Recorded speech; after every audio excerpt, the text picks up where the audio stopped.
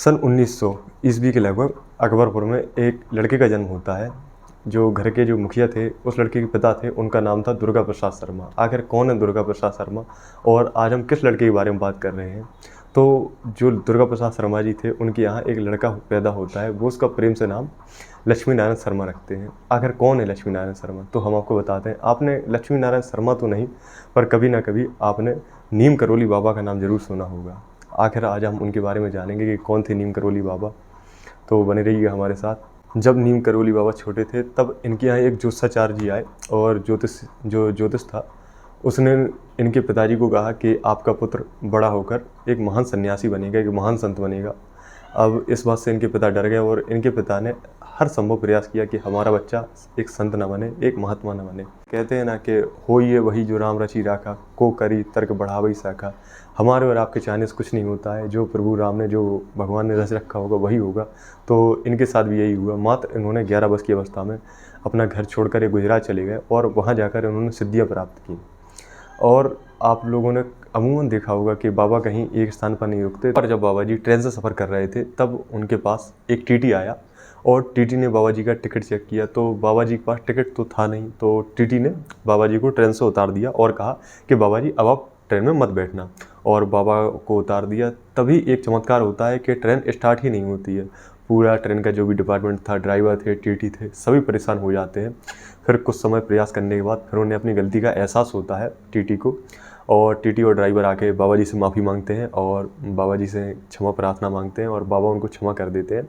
और फिर चमत्कार होता है कि ट्रेन चल पड़ती है। बाबा जी के जीवन से जुड़ा हुआ एक किस्सा और भी है कि बाबा जी एक बार एक सड़क के किनारे हुए बैठे थे।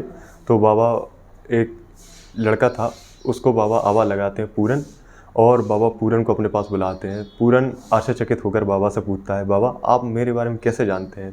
तो बाबा कहते हैं, पूरन मैं तुम्हें इस जन्म से नहीं, मैं तुम्हें कई जन्मों से जानता हूँ। और पूरन जाओ, मुझे भूख लगी है, मेरे लिए कुछ खाने को लाओ। पूरन घर पर जाता है और अपनी माँ को सारा किस्सा सुनाता है। और वो कहता है अपनी माँ से, माँ एक बाबा जी हैं जिनसे मैं आज तक कभी नहीं मिला और वो मुझको कह रहे हैं कुछ खाने को लाओ। उनके यहाँ दाल रोटी थी, तो पूरन दाल रोटी लेकर जाता है। पूरन एक गरीब घर का लड़का था, उनकी आर्थिक स्थिति ठीक नहीं थी। पूरन बाबा जी को खाना खिलाता है। बाबा जी खाना खाने के बाद पूरन से कहते हैं कि पूरन जाओ और गांव से कुछ आदमी को लुभा के लाओ। पूरन गांव में जाता है और कुछ व्यक्ति को लुभा के आता है। उसके बाद कुछ लोग वहाँ पर आते हैं और बाबा सभी से कहते हैं, आओ मेरे साथ जंगल चलो। बाबा जी जंगल जाते हैं और जंगल में जाकर उन लोगों से कहते हैं कि इस पत्थर को खोदो, इस पत्थर के पीछे एक गुफा मिलेगी। सभी लोग आश्चर्यचकित हो जाते हैं क्योंकि वो वहीं के रहने वाले थे और कभी उन्हें कोई गुफा नहीं दिखी थी इस जगह पे। तो सभी लोग बाबा जी का कहना मानते हैं और पत्थर को खोदते हैं। थोड़ा ही पत्थर खोदने पर वहाँ पे एक गुफा मिलती है। उस गुफा के अंदर जो सामान था उसको देखकर वो सभी लोग और आश्चर्यचकित हो जाते हैं। वहाँ पे वो लोग देखते हैं कि एक चिमटा है और एक यज्ञ स्थली है, और सभी को देखकर ऐसा लग रहा था कि जैसे मानो कि अभी अभी यज्ञ हुआ हो, कोई अभी सामान यहाँ पे रखा गया हो। बाबा जी सभी से कहते हैं कि यह भूमि हनुमान जी की है और यहाँ पे एक हनुमान जी का मंदिर बनेगा। और बाबा सभी को ये भी कहते हैं कि ये जगह बाबा सोमवारी बाबा की तपोस्थली है और यहाँ पे एक हनुमान जी का मंदिर बनना चाहिए, और यही स्थान आगे चल के कैची धाम बना।